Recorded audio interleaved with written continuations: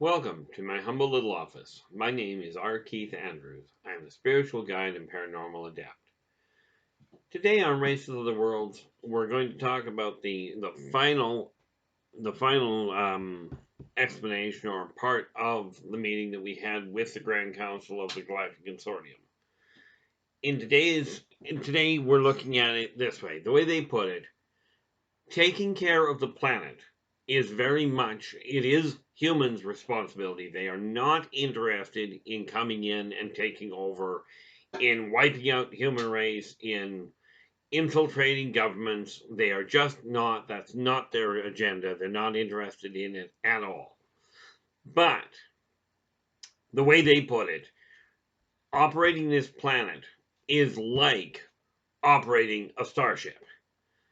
You have to have a core group that says, this is what we're doing with the planet.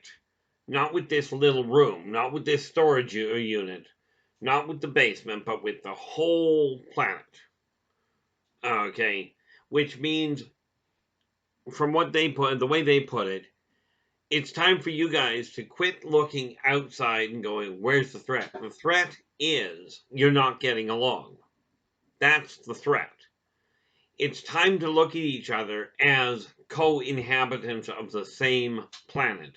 Regardless of your race, your color, your skin color, your skeletal configuration, your anatomy, it doesn't matter. People, plants, animals, elements, you're all part of the same place. Okay, and from their standpoint, it boils down to this. Now, humans fear a lot of things, but they fear the concept of a one world government. What people don't realize, what humans don't get, is that a one world government is not a dictator. That does not mean one person says this is the way it gets handled. What it says is the entire world is looked at as a unit, and there are representatives from the different terrain types or weather pattern types, because, simply put, a person living in a rainforest has not got a snowball's prayer of understanding the challenges that somebody living in the Arctic Circle has. So you have to have representatives that are non-prejudice, okay, that are looking to the entire planet and saying, okay, how can we operate this? They also are very clear that the whole concept of getting a peaceful world where you can actually expand, where you can explore outer space without worrying about detonating your own planet, requires, it does require a political system, it does require a military system, okay, but the political system has to be unified, because the reality is this. The Galactic Consortium has a set of rules and goes, here's what you do. These are the rules. Individual civilizations, individual races, they look at that, and inside those rules, they set their own rules up. Okay, now understand, the Galactic Consortium does not have any interest in micromanaging. They do not come down to a planet and go, you're handling your civilization wrong. What they say is, out there, outside of your area of civilization right now, outside of that area is where we run jurisdiction. The only time they are going to come onto the planet is if mankind does something that is going to threaten the entirety of the planet. Hence why nuclear war is not acceptable to them. If you want to kill each other, knock yourself out, leave the planet alone, they're happy. Okay, so it's time to look at the strengths of each community, of each individual. It is not a question of who is better, who is more valuable. According to the council, every individual on the planet is equally important. It is like every member on a starship, every cell in the corporeal body. They are each absolutely required. Okay, they each serve a function. And some of them work better than others. Okay, so it is time, according to the way they put it, it is time for people to really look at what they're doing individually. Take a look at your own life. Are you running your life properly? Are you running your life peaceably for you? If everybody is running their life peaceably for them, then what ends up happening is it spreads out to the rest of the world. Now, where it comes to the laws that are being passed down here, the council made it very clear. If the laws do not apply to everybody, regardless of their income level, regardless of their station in life, if the laws are not equal, there will be a problem. They've seen it before. They've seen it lead to wars that have devastated planets. Okay, and we could go into that if we really wanted to, but that wasn't the issue. From their standpoint, the critical factor here is people keep going, when are they going to show themselves? Well, the Offworlders are very simple, are very, very focused on this. When mankind is at least making a functional effort on the whole to shut down wars based on, well, that was rude, based on what the Offworlders consider stupidity. Religious beliefs are a lousy reason for religious beliefs are a lousy reason for a war. Okay, skin color does not work well. Okay, the laws have to be unilaterally equal. If they are not, society will fracture. And the new society that evolves, if it does not make equal laws for its citizenry, that too will fracture, and net result we have what is going on today. Okay, they are very firm believers in the consortium on the whole, are very firm believers that if, or more to the point, when races work together, they can turn out a phenomenal society. And the thing to keep in mind here is it is easier to make technological progress or medical progress if you're not shooting at each other trying to kill each other, and you're doing a terrible job of it anyway. Okay, the way they look at it, it's very simple. Okay, the reason they do not give bigger weapons to people, because everybody says, oh, the Offworlders are providing weaponry to these people. No, they're not. And the reason for it is you don't give a coagulator to somebody that's trigger happy. Okay, you end up with way too many people dead. Okay, you also don't give the trigger to a nuclear bomb to a 2-year-old. Okay, this is why they don't bother with that. And it really boils down to the overall message that kept coming up is when you guys get out of the sandbox and start actually getting along, at least making the effort. There will still be arguments. Okay, Lord knows there's some wars going on. Wars are not a human invention. They are not propagated by Offworlders. They are not triggered by Offworlders. Okay, they are triggered by the same thing that the other races have. They are triggered by, quite often, fear. Okay, fear, and when you think greed is a fear of lack. Okay, fear is your number one primary cause of war, cause of conflict. Okay, the other thing that they have been very clear about is humans right now in today's society are so caught up in saying something that somebody takes offense to. The reality is this: whatever you tell people, be honest. Now, you can control whether you're honest. You cannot control whether the person you're talking to is going to handle it well, but you can control how you handle their reaction. Okay, and yes, some of you, myself included, do have temper problems as in self-control when you get frustrated. Like I said, I'm not perfect. Okay, I just happen to look at everybody pretty much the same way. And of course, from my standpoint, everybody includes the little quail that run around outside my house, the raccoon that I see periodically, the tree that grows right outside my doorstep. They're all part and parcel. Okay, they are all members of this planet. When people start treating each other properly, just give it a shot. Smile at people when you're walking by. You know, if they do something stupid, absolutely, they do something stupid. You cannot control that, but you can control how you react and how you carry yourself as a result. Okay, yes, everybody is entitled to their opinion. Okay, they absolutely are. And of course, we were all given, us, the Offworlders, the ancient races, were all given free will, freedom of choice.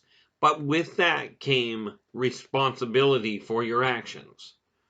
Now, if I'm going to sit here and tell you it's absolutely imperative that you start working together, it's easier to operate. Talk to any doctor, any medic that's gone to war, that's been in war. Okay, that's been on the front lines. They will tell you it's easier to operate on somebody if you're not ducking and not trying to worry about falling shrapnel than it is if you're just sitting in a clean environment. Very easy, even if it's not an entirely clean environment. If there aren't bullets whizzing around, it's easier to progress, to make the proper diagnosis, the proper treatment. If you're trying to build a house, talk to anybody playing even on modern games, Fortnite, where you're trying to build up different items and what have you. Now I don't play Fortnite, so good luck with that. But it's easier to build a building if somebody isn't dropping mortars into the area. Okay, the consortium is very simple. One very simple rule: get along. Work together to produce a unified planet where everybody can operate. Now, humans have this brilliant idea: we're running out of room. We are not anywhere near running out of room. Okay, the consortium is pretty cut and dried. You've got a staggering amount of room. You've got a staggering amount of energy. You've got a staggering amount of food. What you don't have is a staggering amount of self-control. That is what has to happen. People have to take the time to really look at what they require and go, this is what I require. This is what I'm going after, without walking on everybody around you. I heard a comment one day, and I brought it up to the council when I was talking to them, because it just struck me as really odd. But there was a gentleman, there was a human that made the comment that he couldn't get sick from COVID because he was too rich. Well, it's weird hearing some of these aliens laugh. It really is. Because like they said, there is no disease in existence that they're aware of that cares what your pocketbook looks like. Okay, there is not a single disease that cares what religion you are. Okay, and there are few diseases that have any bearing on what your orientation is.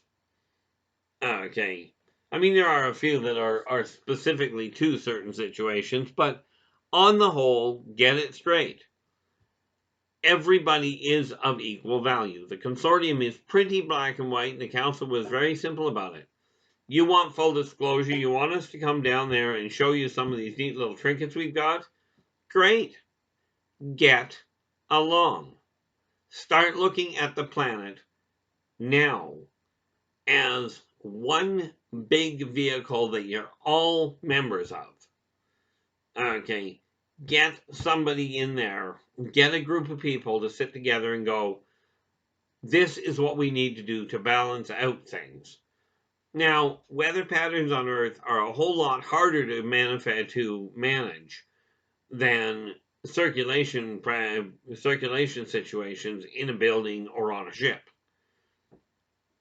Okay, so you have to take into consideration that issue. But again, the council, it's like every time I'm turning around, look, your problems would not be so dramatic if you would simply get along. Okay, take the idea of a third world country and throw it out the window because they're still on the first world. They don't have the technology, but that's because people refuse to give them the technology or show them how to build it. Okay, it's a wonderful thing going, we're helping the third world countries. Really? If the help was going on, and this was something that was very blatantly stated at the council meeting, if you guys were taking care of the poor countries, they wouldn't still be starving after all these years. They wouldn't still be living in squalor.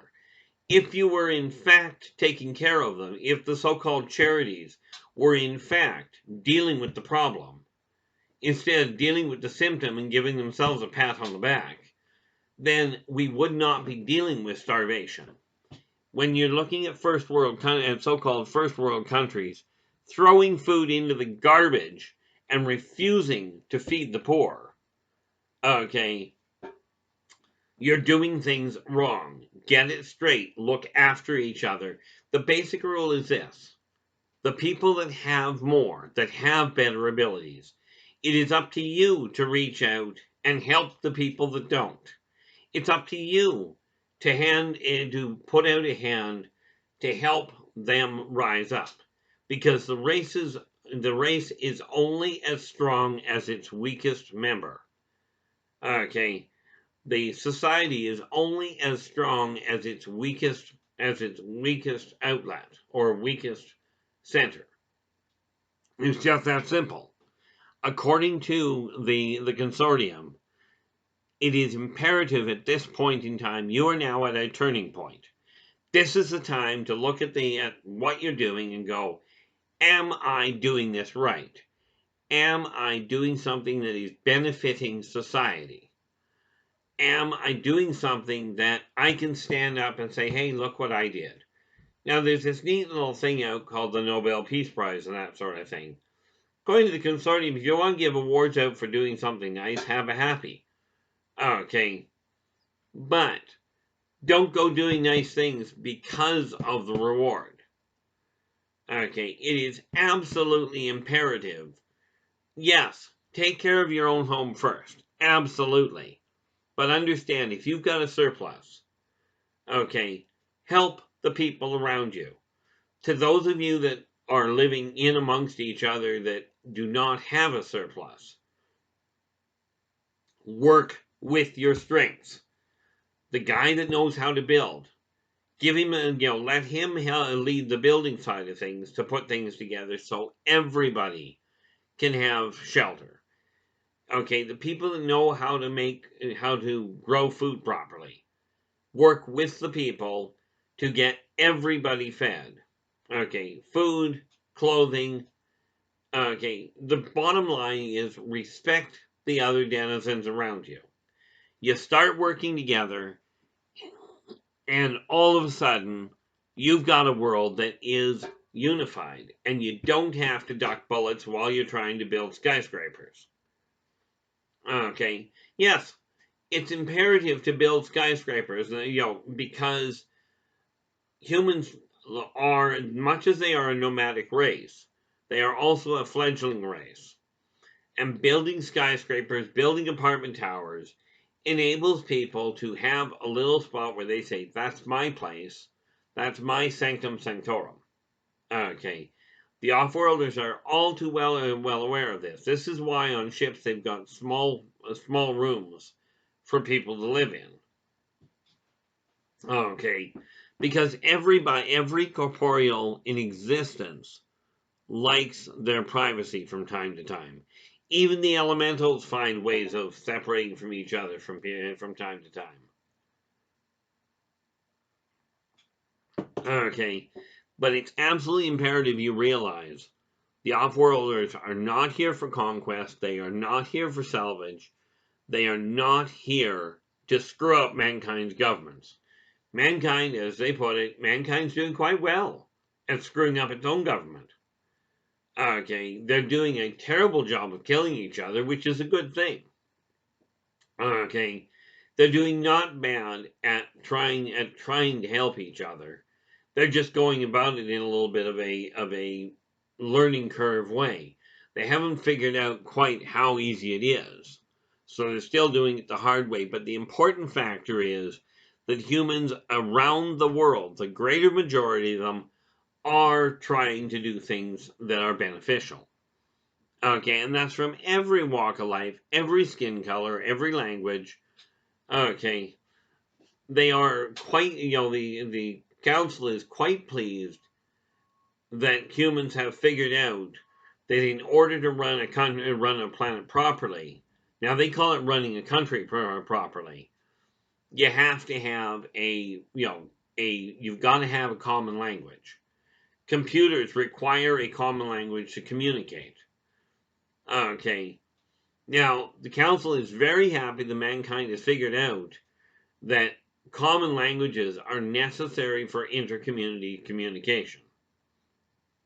Okay, as they put it though, be grateful that the ants have not figured out that they actually have the capacity to take over. And I'm talking about the little itty bitty ants. I'm not talking about the talons. Okay, I'm talking about those funny little things, many people call them sugar ants. When they figure, if they ever evolve to the point that they figure that they can take control, you're in trouble. It's just that easy. Because they work together in a staggering way, as do beehives. Okay, when you look at that, take a look at the way animals in nature work together. Okay, and take a lesson from them. And yes, there are people that will go, yeah, but nature, they kill each other. They certainly do. But you got to remember, when a lion kills an antelope, he eats the antelope. Okay, and yeah, that can go the wrong way in a hurry. Get along. Okay, that is the bottom line. Get along, work together, look at the planet as a civilization unto itself. In other words, no matter where you live, you're part of a much bigger civilization. The council was very clear about the issue of do not look at your world as we have first world countries, we have second world, we have third world. You only have first world countries. This is your first world. This is the planet that you have to live on. And whether you're working together or not, you got to realize, take a look at volcanoes. Okay, a volcano blows up and it spews ash all over the place. Okay, and it doesn't, you notice the ash doesn't pay any attention at all to boundaries. Doesn't care about the borders, it'll come straight across. You end up with a forest fire. It will take out everything in the path. It does not worry about what your political jurisdiction is. Doesn't care whether you're a wealthy community or a poor one. It will run right over top of you. When you work together, you can compensate for all of these things. Absolutely imperative that you get along. Quit segregating yourselves. Now, the council told me very clearly a number of venues that I am to deal with. Okay, that they've asked me to deal with. One is individual outlooks, hence the series I do that is called The Journey. Two is the business side of things. Every single person out there, whether you run what the governments call a business or what other people call a business, or whether you run a home, it's still a business. Even those of you living on the street, your business is taking care of your area. Okay, now one person throwing a wrapper on the ground doesn't make a lot of impact, but 100,000 people doing it certainly does. So the second area is business. Okay, and the third area is regarding the Offworlders, the ancient races. So all of these are linking together, but the reality is it's all linked to one thing. Earth itself is a community, and you're all members of it, and it's all up to each and every one of you to work together to make this happen. Okay, now, hope we get a thumbs up out of you. Give us a thumbs up, subscribe to our channel, okay, so you can get the rest of the information coming up, and absolutely share the message. The idea is to take this message and send it around the world. Okay. At the bottom of this video, you'll find a list of different publications I've got in print and a list of contact points. Now, the reality is this Friday, like we're talking, I think in 2 days here. I'm just double checking that to make absolutely certain. Yep, in 2 days, I will be on Spaced Out Radio on the ET Connection from 9 p.m. to 11:30 p.m. Pacific Standard Time. Hope to see you there. Drop us a line, drop in, see how we're doing. Again, subscribe to our channel. And until we meet again, take care of yourselves and each other. And for pity's sakes, stay positive.